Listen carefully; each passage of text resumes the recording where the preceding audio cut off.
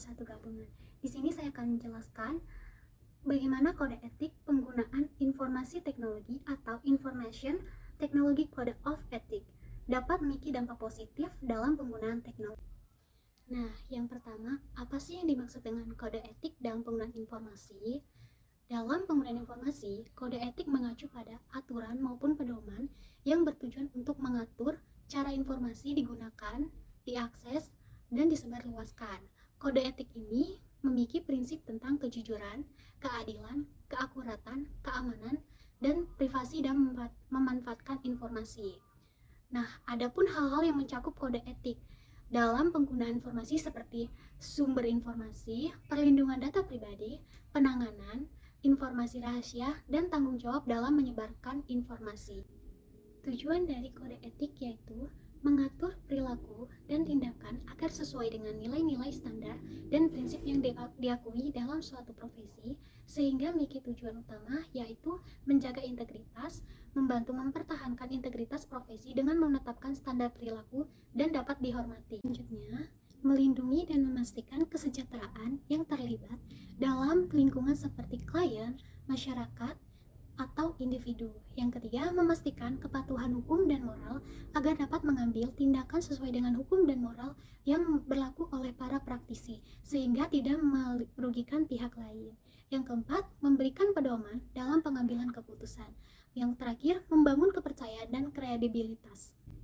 Nah, kode etik dalam penggunaan dunia teknologi informasi juga sangat penting loh, karena dapat mengarahkan penggunaan teknologi sehingga membantu kita memastikan bahwa teknologi diterapkan dengan memperhatikan implikasi sosial, moral, dan juga etika. Yang kedua, melindungi privasi dan keamanan. Yang ketiga, penggunaan teknologi dan media. Pengembangan perangkat lunak, analisis data, atau profesional media seperti jurnalis dan editor.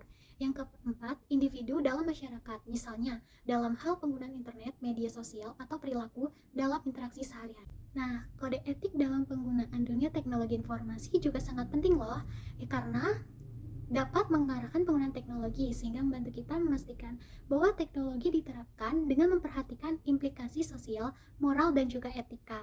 Yang kedua, melindungi privasi dan keamanan. Beberapa dampak negatif dan risiko dari kode etik dalam penggunaan informasi teknologi jika kita mengabaikan dan tidak menerapkan seperti: yang pertama, pelanggaran privasi. Data pribadi kita dapat disalahgunakan atau tanpa izin akses, sehingga dapat merugikan individu maupun kelompok. Yang kedua, ketidakamanan data. Dapat terjadinya serangan peratas atau pencurian data yang dapat merugikan perusahaan atau pengguna. Yang ketiga, penyebaran informasi palsu atau tidak etis. Jadi tanpa kepengetahuan kode etik, informasi yang tidak akurat atau memanipulatif bisa disebabkan sehingga menciptakan ketidakpercayaan di antara pengguna kode teknologi. Yang keempat, dampak sosial dan etika. Teknologi informasi menyebabkan efek sosial yang merugikan seperti penyebaran konten yang tidak pantas sehingga mempengaruhi masyarakat secara negatif. Jika kode etik dalam teknologi informasi ini diabaikan, akan mengakibatkan dampak yang merugikan bagi individu, perusahaan, dan juga masyarakat. Yang ketiga, peran kode etik.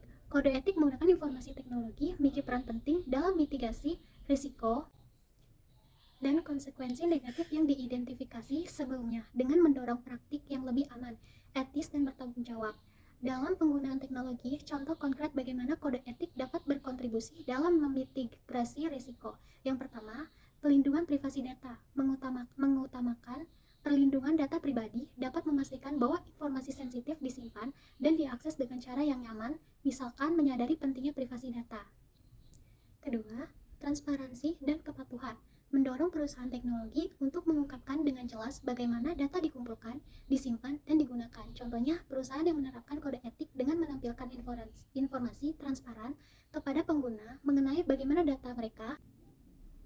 Yang ketiga, pencegahan penyebaran informasi palsu. Menekankan kejujuran dan integritas dalam penyebaran informasi sehingga mendorong pengguna untuk memverifikasi kebenaran informasi. Misalnya, praktik membagi sumber informasi yang terpercaya dan inverifikasi secara menyeluruh. Yang keempat, edukasi dan kesadaran. Edukasi terkait etika digital dan kesadaran akan risiko keamanan dapat membantu mencegah praktik yang tidak aman. Contohnya, penyediaan layanan teknologi yang menawarkan pelatihan. Yang kelima, kesadaran sosial dan tanggung jawab. Dalam penggunaan teknologi, dapat mendorong pengguna untuk bertindak secara bertanggung jawab dan etis dalam interaksi online. Misalkan, pengguna bertanggung jawab dalam media sosial dengan menghormati privasi dan pendapat orang lain. Contoh kasus nyata yang dapat dijelaskan penerapan atau pelanggaran kode etik pengguna informasi teknologi. Yang pertama, kasus kode etik dipatuhi dengan sukses. Pengguna etis data oleh perusahaan teknologi secara konsisten memastikan bahwa data pengguna disimpan dengan aman dan tidak disalahgunakan. 2. Kesadaran tentang informasi palsu di media sosial. Seorang individu menekankan kejujuran memverifikasi informasi sebelum membagikan di media sosial, sehingga membantu mencegah penyebaran informasi palsu, bahkan konflik. 3. Perlindungan data dan layanan keuangan. Secara rutin memperbarui sistem keamanan untuk melindungi data finansial pengguna mereka, mencegah potensi pencurian. Contoh kasus ketidakpatuhan terhadap kode etik menghasilkan dampak negatif.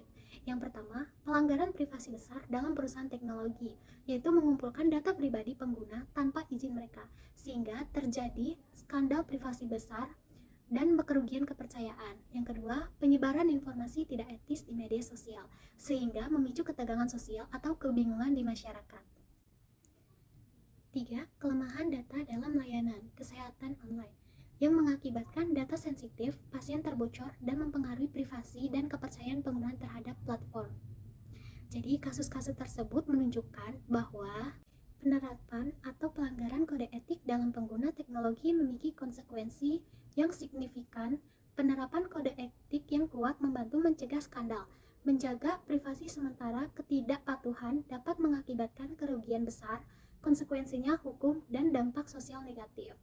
Dengan adanya manfaat kode etik dari mematuhi kode etik, pengguna informasi teknologi baik dari prospek individu maupun organisasi dan masyarakat secara luas. Nah, dari perspektif individu, yang pertama, privasi dan keamanan, kedua, kepercayaan dan reputasi, ketiga, kesehatan mental dan kesejahteraan. Adapun dari organisasi, yaitu yang pertama, kepercayaan pengguna, kedua, keamanan data, ketiga, reputasi dan keberlanjutan bisnis. Dan yang terakhir, dari masyarakat lebih luas. Yang pertama, keseimbangan dan keharmonisan sosial, kedua, perlindungan hak individu, ketiga, kemajuan teknologi yang bertanggung jawab. Nah, dengan mematuhi kode etik pengguna informasi teknologi yang memiliki dampak positif secara luas, mencakup perlindungan individu, keamanan data, kepercayaan, serta keseimbangan dan kemajuan. Kemajuan teknologi yang bertanggung jawab.